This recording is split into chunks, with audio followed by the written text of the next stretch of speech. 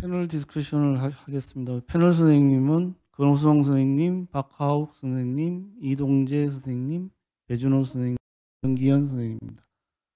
네, 먼저 최익준 교수한테 좀 먼저 질문 좀 해주시죠. 제가 먼저 드리고 싶습니다. 좋은 강의 잘 들었습니다, 교수님. 이제 어느 정도 그 서바이벌 이런 거 다 정리되고 있어서 지금 말씀처럼 페인 릴리프를 목적으로 하는 것을 첫 번째로 한다 이렇게 잘 메시지를 전달받았습니다. 그러면 지금 이제 커런트 데이터 상에서 이스케믹 버든을 줄이는 게 거기에 콜레이션 되어 있다 이렇게 되어 있으니까 만약에 프랙티스로 이걸 옮기면 환자 CT 온 거 보고 지금 살륨 스펙 찍어서 바이어블 이스케믹 버든 10% 이상이다. 이러면 이제 페인 갖고 있다. 이렇게 하면은 요 सब셋만 이제 PCI를 하는 게 지금 상황에서 좀 리저너블한 어프로치가 될까요? 어려운 질문인데 증상 있으면 당연히 하시는 게 맞을 것 같고요. 증상이 없더라도 이스케믹 버든이 10% 이상인 경우에는 하는 것을 권고를 하고 있는 것 같고요.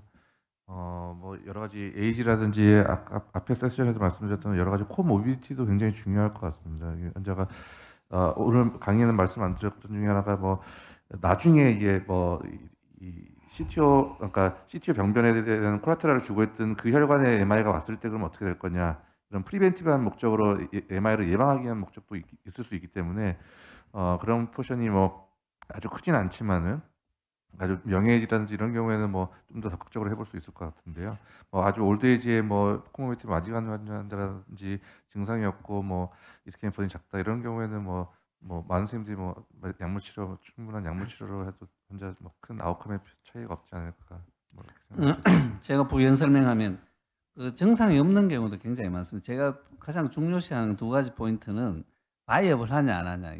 하이버네이팅도 있고 되게 또 심텀이 없는 사람이 굉장히 많습니다. 컬프릿 리전 치료하고 나면 또 CTO가 동반돼 있더라도 컬프릿 리전 치료하고 나면 증상이 없어져 가지고 있는데 바이업을 하냐 하고 마이카디움의 이제 버든이 얼마나 크냐, 그러니까 12%, 10% 적어도 이제 10% 이상은 돼야지 하는 게 좋고 우리가 보시면 CTO를 하는 이유는 이제 KBG를 어보이드 할 수 있다는 거죠. 많은 케이스가 CTO가 동반돼 있고 서비스 하면 되게 KBG 많이 나오는데 이제 CTO를 함으로써 이렇게 KBG를 많이 우리가 KBG 하지 않고 인터벤션 할 수 있다는 거고 그 다음에 두 번째는 이게 프레셔 와이어를 넣어가지고 측정해 보면 어큐트 MI, 어큐트 클로즈드 되면 이게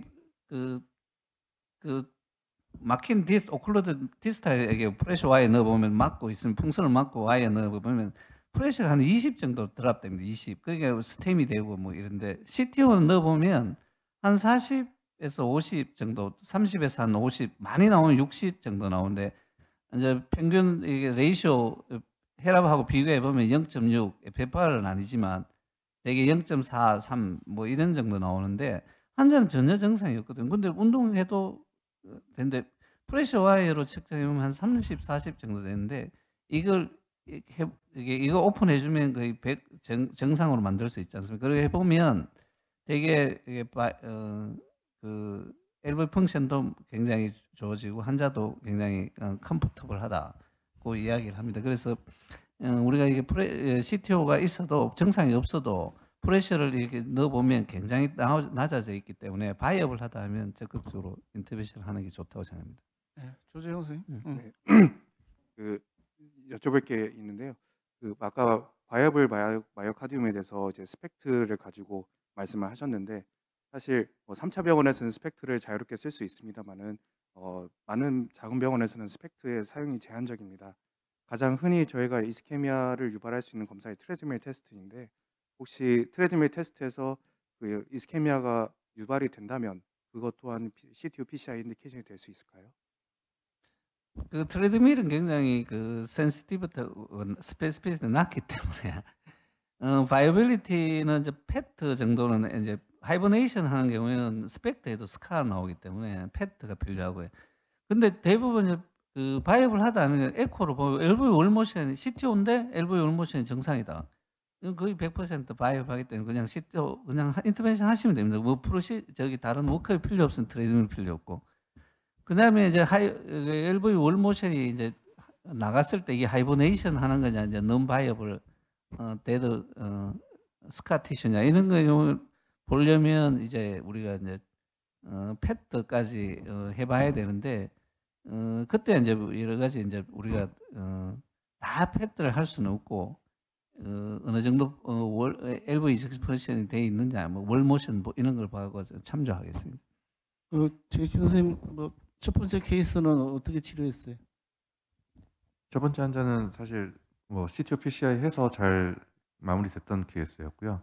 두 번째 환자는 솔직히 말씀드리면 제가 욕심을 부려서 RC CTO를 하다가 LAD 먼저 서클을 다 하고 나서 스테이지 PCI를 시도했는데 하면서 환자 컴플리케이션이 생겼던 케이스가 됐습니다. 그래서 뭐 이 무증상이 컬프릿 리전을 해결하고 나서 무증상의 마이오카디움이 버든이 이스케믹 버든 10% 미만인 환자는 항상 조심스럽게 접근을 해야 되지 않을까 뭐 그런 생각입니다. 네. 그래서 첫 번째 케이스는 뭐 사실 그 MI와 관련된 그런 CTO라서 Q 웨이브 보일 것 같은데 바이오 마이오카디움 이런 건 체크는 안 하고 시술했고 결과는 어떠세요? 뭐 나중에 팔로업이 좀 됐나요? 이저프렉션이나 이런 네, 게? 아직 1년이 채 안 돼서 아직 팔로우를 못 했는데 워낙 40대 초반의 젊은 남자였고 해서 뭐 적극적으로 시술을 했습니다.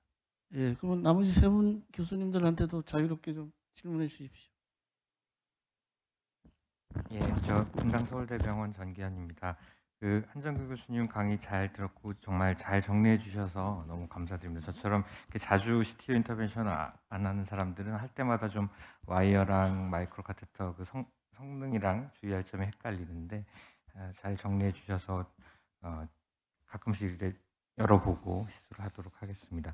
말씀해 주신 여러 가지 장비에 대해서 말씀해 주셨는데 제가 뭐 경험은 없지만 최근에 좀 뭐 재미를 봤달까 할 만한 마이크로 카테터 중에 슈퍼크로스라고 앵글드 팁을 가진 마이크로 카테터가 있습니다. 잘 쓰게 될 경우가 많지는 않은데 특히나 CTO 그 스탬프가 각도가 좀 누워 있고 그래서 진행 방향하고 좀 비스듬해서 공략이 잘 안 될 때 그런 경우에 이제 45도, 90도 이렇게 앵글이 지어 있어서 굉장히 힘을 잘 받고 들어가는 걸 경험할 수 있었습니다. 특히 CTO는 아니지만 제일드 사이드 브랜치인데 또 각도가 안 좋아서 와이어링이 도저히 안 될 때 한참을 하다가 써봤더니 금방 들어가서 굉장히 좋았던 경험도 있고 그래서 그런 카테터도 필요에 따라서 잘 적절히 선택해서 사용하면 좋을 것 같습니다. 그 말씀하신 그 슈퍼크로스가 텔레플렉스 아까 턴파이크 만드는 같은 회사에서 나오는 건데요. 45도, 90도, 120도 꺾여 있어서 각도가 좀 우호적이지 않은 리전, 특히 아까 CTO도 그렇지만은 좀 다른 주제이긴 합니다만 스탠트로 완전 컴프로마이즈 된 데에서 어떻게 하기가 쉽지 않은 사이드 브랜치를 뚫는데 상당히 유용한 것 같아서 뭐 그런 목적으로 상당히 사용하기 좋은 카드로 생각합니다. 동국의대 배준호입니다. 혹시 그 한정 교수님 그 코세어 프로 XS가 네. 그게 이제 로우 프로파일에 플렉시빌리티가 좋고 네. 그래서 이제 토트스한 리전에 많이 사용하는 것 같은데 혹시 그 카라벨하고 마이크로 네. 카테트하고 어떤 차이점이 있는지 어떤 네. 리전에서 좀 네. 도움이 되는지 네. 한번.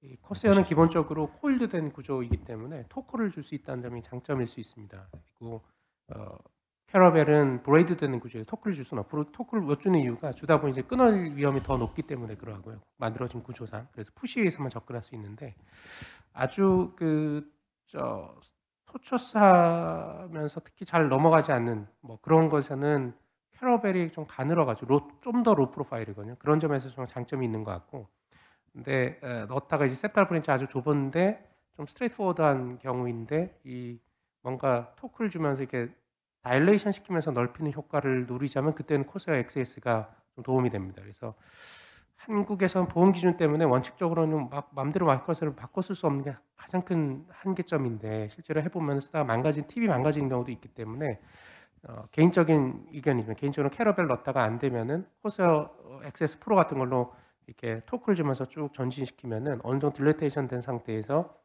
다시 캐러벨 혹은 그게 안 되면 새로운 캐러벨 꺼내서 쑥 넘어가는 경우를 경험하거든요. 그래서 두 가지가 성격이 약간은 달라서 이게 번갈아 가면서 쓰는 것도 사실은 뭐 좋은 장점은 될 수 있을 것 같습니다.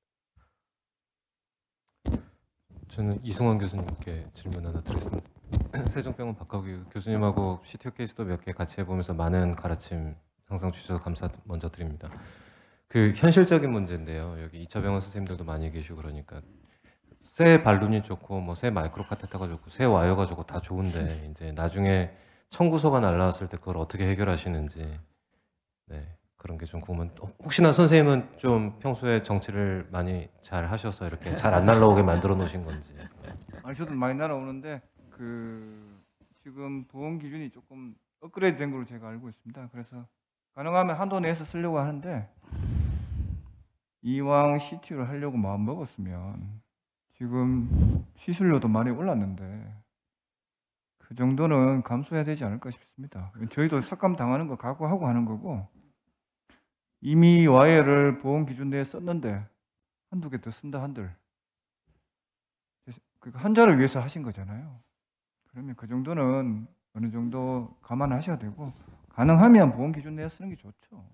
저도 그렇게 하고 싶은데 이거 꼭 성공해서 환자한테 도움을 주고 싶다고 하려고 하신 거기 때문에 그 정도는 어느 정도는 병원하고 얘기 좀 해서 퀴즈를 받아야 되지 않을까 싶습니다.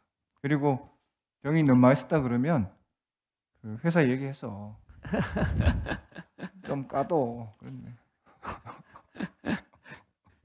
그거는 조금 뭐 정상적인 루트는 아니겠고 지금 그 이상한 선생님 병원은 아마 이렇게 경험이 충분하고 먼저 시술 많이 하기 때문에 대부분 뭐 보험 그 담당자들이 그래서 별로 삭감하지 않고 저는 뭐 개인적으로 다 청구를 해봅니다. 다 청구하면 사용했는 내역을 다 청구하면 일부는 삭감되고 일부는 뭐 폭넓게 많이 인정을 해주는 경우가 있습니다. 그 다음에 한번 삭감되면 또 의의를 제기하면 또 나중에 파이널 그 디시전이 마지막 최종 그 의사입니다. 그래서 또 거기서 또 통과하는 수도 있기 때문에 선생님들 사용했는 걸 숨기지 말고 그대로 다 청구를 하시면 일부는 삭감되고 일부는 다 나오고 또 자꾸 이렇게 청구를 하다 보면 많이 또 이렇게 허용을 많이 해주는 경향도 있습니다. 그래서 저는 와이어를 거의 한 18개까지도 신청해 봤는데 뭐 신청하면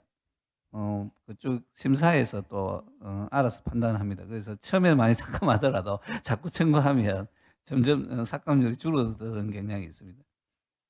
예, 박학업 선생님 뭐 많이 삭감 당했어요? 아니, 교수님이 잘 봐주셔서 그런지 그렇게 많이 삭감 안 당하는 것 같습니다. CTO에 관련해서는 잘 삭감 안 당하는 것 같습니다. 시술 그 심사하시는 분들이 다 시술하는 분들이 많이 계시기 때문에 뭐 충분히 써야 될 이유가 있다 그러면 뭐 어떤 가이드를 우리 기준에 오버되더라도 많이 인정해 주는 그런 거니까 충분히 이렇게 설명해서 이렇게 보내주시면 다 아마 여기 계신 정우승 교수님이나 다 이렇게 다 통과해 주실 것 같습니다. 그 이상한 선생님한테 한번 질문 드리겠는데 그 아산병원은 뭐 워낙 리트고 잘하니까 뭐 40% 이상 리트로그레이드 하시는데 레스큐 리트로 갔다가 다시 안테그레이드로 넘어가는 경우도 꽤 있잖아요. 네. 그런 경우가 뭐 몇 퍼센트나 정도 되나요?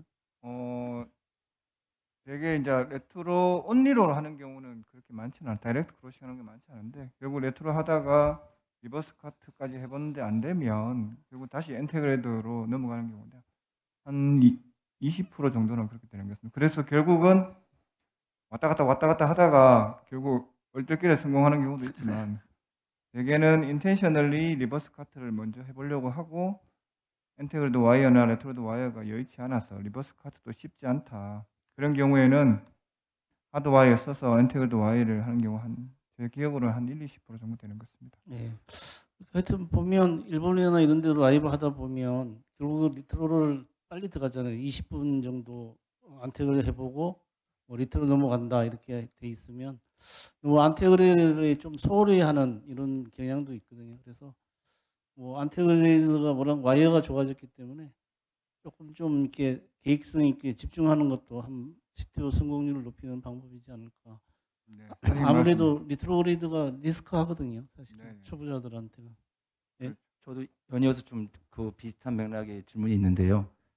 그러면 이제 안테를 아예 만지지 않고 이런 경우는 진짜 그냥 리트로로 경험상 굉장히 빠르게 잘할 수 있다. 이런 좀 해서 재미를 보신 적이 있는지와 그렇게 반복되다 보면 결국 기술도 발전하고 경험이 생기니까 디바이스도 좋아지고 그러면 진짜로 퓨처 또는 근래에 프라이머리 리트로그레이드 어프로치 자체가 좀 정당화될 수 있는 그런 트렌드가 있는지 좀 궁금합니다. 네. 저희는 거의 한 40대 60 정도로 프라이머리가 한 40, 레스큐가 한 60 정도 되는데 아까 말씀드린 대로 채널이 너무 좋다. 스트레이트하고 굉장히 비저블하고 그 스몰 베슬 사이즈로 있다. 그러면 리트로그레이드 와이어를 저는 첫 번째로 먼저 합니다. 아무리 쉬운 CTO를 항상 제가 강조하지만 쉬워 보이는 CTO는 있어도 쉬운 CTO는 없어요. 그래서 레트로 와이어만 일단 넣어도 인테그레이드 어프로치가 굉장히 쉬워지거든요. 와이어만 들어가 있으면 컨트로스 사용도 줄일 수 있고 운이 좋으면 레트로 다이렉트 크로싱도 가능하기 때문에 레트로의 채널이 좋다면 JCT와 상관없이 한번 시도해 보시면 선생님께서 프라이머리 레트로가 굉장히 어베일러블하고 굉장히 유용하게 사용될 수 있구나라고 알 수 있을 거고 레트로 어프로치를 자꾸 하시면 인테그레이드 성공률이 높아집니다. 왜냐하면 자신감이 생기기 때문에 인테그레이드 어프로치라는 실패하더라도 플랜 B를 언제든지 내가 할 수 있다 생각을 하시면 플랜 A가 스트롱해져요.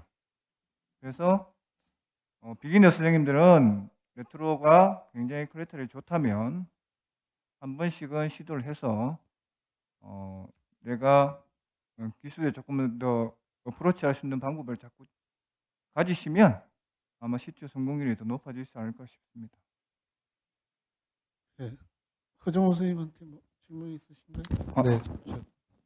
네, 아까 교수님 스템 옵티미제이션에 대해서 이제 아이브세어럴에 대해서 굉장히 잘 설명해 주신데 혹시 CTO 인터벤션 스템 옵티미제이션에 있어서 FFR이나 뭐 피지올로지의 롤이 없을까요?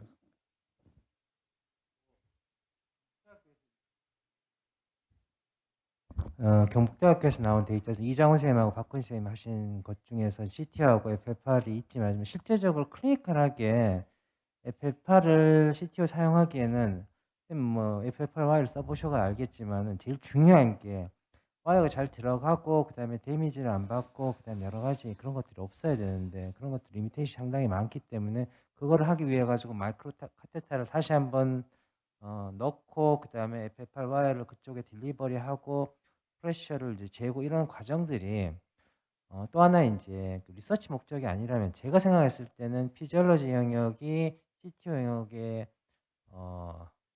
들어오기는 좀 어렵지 않을까라고 저는 생각을 합니다. 예, 뭐 CTO PCI 때 아이비스의 역할, 뭐 또 스탠 옵티미제이션을 위해서는 뭐 충분히 넓히는 것도 중요하지만 초기에 적절한 스탠트를 선택하는 게 되게 중요할 것 같은데 어떻게 생각하세요? 베스트 에리어에 따라 가지고 이제 셀렉션 하게 되는데 대부분 이게 상당히 이 네거티브 리모델링한 베스트들이 상당히 많기 때문에 이게 정말 그 개인적인 경험에 의해 가지고 결정되는 경우가 상당히 많습니다. 보통은 일반적으로 이제 디지털 베스트 한 이제 0.5 정도를 이제 플러스 해가지고 이제 치수를 하고 있긴 하지만은 거기에 대해 가지고 얼마를 하라고 하는 리커멘데이션 명확하게 있지는 않거든요. 그래서 그런 부분들은 저 정도는 디지털 베스트보다 약간 좀 크게 해서 하고 디지털 베스트는 좀 놔두고 하면은 대부분 다 이후에 뭐 팔로 만족해보거나 하는 경우에는 커지는 경우가 많기 때문에 그 정도 선에서 제가 시술하고 있습니다. 제가 하나 질문. 그럼 선생님께서 생각하시는 아이브스 옵티미제이션에 가장 중점을 두는 부분이 있습니까? 왜냐하면 CTO는 그 아이브스 옵티미제이션이 사실 쉽지 않거든요. 네. 일반적으로 지금 가이드라인에서는 5.5 프락시말 디지털 레퍼런스 미인의 80% 이상을 어치버라고 딱 두 가지가 나와 있는데 사실은 스몰 베슬이면 5.5를 맞추기 쉽잖아요. 왜냐하면 2.5mm 베슬에 넣으면 5가 딱 되거든요. 그렇죠. 디지털 레퍼런스보다 크게 만들기 쉽지 않아요. 그리고 저희 병원 데이터에서 보면 스탠트 그 기준을 따지면 스탠트 옵티미제이션이 40%밖에 안 되거든요. 선생님께서 만약에 CTO PCI를 가이던스 하시거나 라이브 하실 때, 가이드 하실 때 이 부분은 가장 방점을 찍고 보시는 부분이 있습니다. 아까 전에 그 이제 케이스에서 보여드린 것처럼 결국에는 이제 처음에 그 CTO 플랫 캐릭터리스틱이 제일 중요한데 칼시피케이션이 많고 여러 가지 그 서브옵팀 이제 바깥으로 가끔씩 보면 와이어가 바깥으로 가 있는 경우도 있기 때문에 그런 경우에는 무한정 이제 세게 불거나 그런 것들이 상당히 어렵거든요. 이제 그런 경우에는 아까 이성환 교수님께서 말씀하신 것처럼 맞추기 어려운 것들이 많습니다. 대략 한 5 정도를 생각하고 이제 그 정도까지 맞추려고 하시면은 MSA가 사실 제일 중요한 파라미터가 맞고 그 다음에는 사실 디지털 엣지, 그 다음에 프록시말 엣지에 다른 문제가 안 생기도록 하고 그렇게 할 수밖에 없을 것 같고 딱히 뭐 다른 뭐 뾰족한 방법은 없고요. 그냥 열심히 우리가 볼 수 있는 데까지 NC 발론으로 한번 해보자. 그 다음에 NC 발론 하나 가지고 안 되는 경우에는 아까 전에 박근 씨 와이어 여러 개 쓰신다고 했는데 좀 더 안 되면 NC 발론 2개 써가지고 청구하고 이제 그런 방법밖에 없을 것 같습니다. 예. 이대 목평병원의 강인숙입니다. 제가 이제 CTO 경험이 많지 않아서 여러 이제 경험 많은 선생님들한테 컴플리케이션에 대해서 조금 질문을 드리고 싶은데요.